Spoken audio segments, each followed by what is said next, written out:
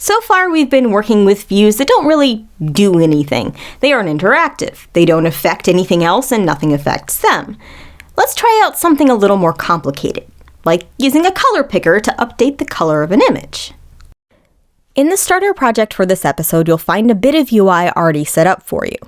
Nothing you couldn't put together yourself at this point. Let's create an interface to change the background color for this Swift. Open up the library, try the keyboard shortcut Shift-Command-L this time. Search for the color picker in the Views tab. And drag one to the top of the VStack. Change the title to Swifty Color.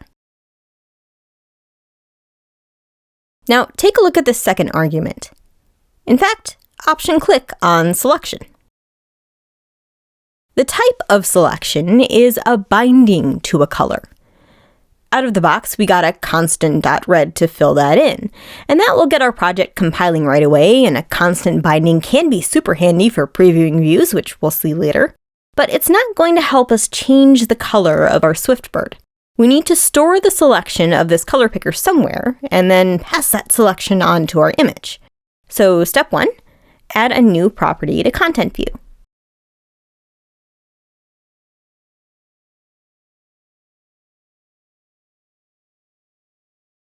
But this won't be just a regular property. It needs to be a state variable. If you try to just pass that into the color picker, it's not going to work. Because we need a binding to a color, and not a color. But this error will suggest the way to fix it, which is to just add a $sign. Great! Now we can pass just regular Swifty color into the background for the image. Aha! We're in business. And we can test this out to make sure that when we use the color picker, the Swift's background changes. We can do this without even running the app via live previews. Just click this little play button in the upper left of the preview, click the color picker, switch the color, and hey, that's working too, which is great. But you might wonder why we needed to do all that state and binding business. In SwiftUI, views are functions of their state, and data is a first-class citizen. When the data driving a view changes, that view has to be re-rendered to reflect the change. But views are structs, value types. The views aren't mutating when things change. SwiftUI is returning new views each time. So we need a way to set aside a view's state as a mutable type in memory that, when triggered, will re-render the view. This is where the state attribute comes in.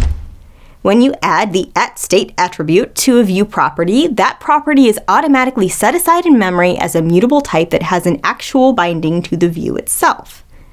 This symbol indicates that you're using a property wrapper. That's another one of those special Swift features that was introduced along with SwiftUI.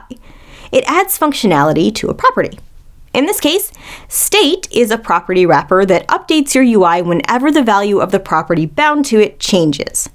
You'll see a lot more property wrappers as we go through this course. They're essential for controlling data flow in SwiftUI. The second half of this bit of SwiftUI magic is bindings. Normally, when you pass a value into an initializer for a view, you're literally passing in a copy of the model as a dependency, like how we passed Swifty color right into that background modifier. But you saw that the color picker takes a binding to a color in its initializer. With bindings, you're passing in some way to connect directly to some data rather than the data itself. That binding automatically updates the state whenever its value is set or changed. When you mark a property with state, it gives you access to a bindable value. To pass a binding along rather than just a value, you just need to add the $sign in front. Back in our project, let's try another state binding combo. First, add a state variable for opacity.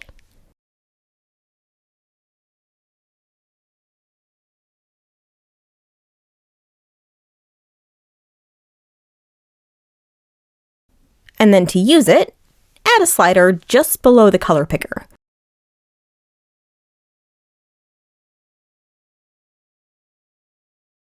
Pass in a binding to Swifty opacity with a $sign, and set the range to between 0 and 1.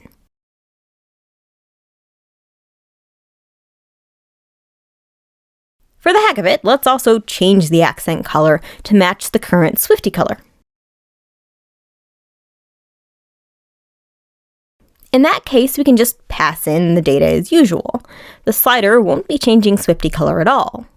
Now, down in the image's opacity modifier, pass in the new value. Are you getting the hang of this?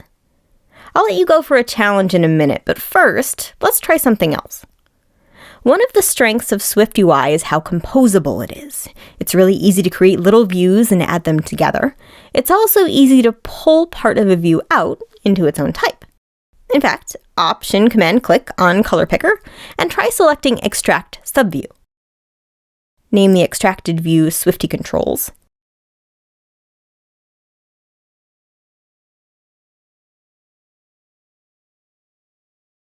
Embed the color picker in its own VStack.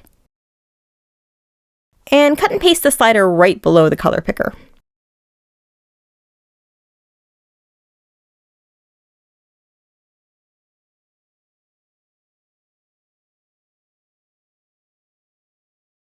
We've got some errors now because this new Swifty Controls struct doesn't have access to these properties anymore. To pass those along, copy and paste the state variables from above into the Swifty Controls struct.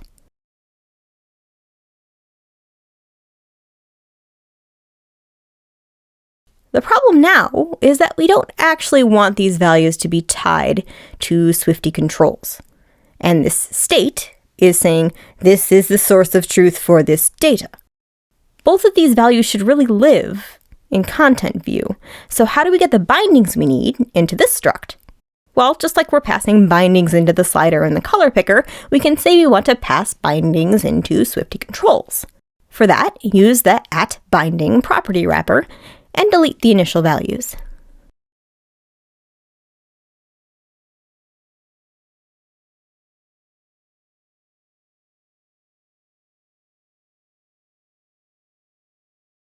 For good measure, to reinforce where those state variables belong, mark them as private.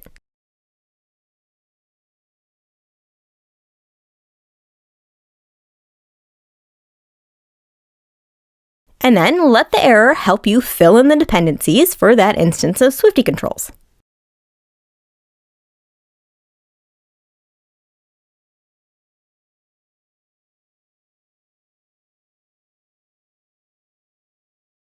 Give the whole thing one more try with a live preview.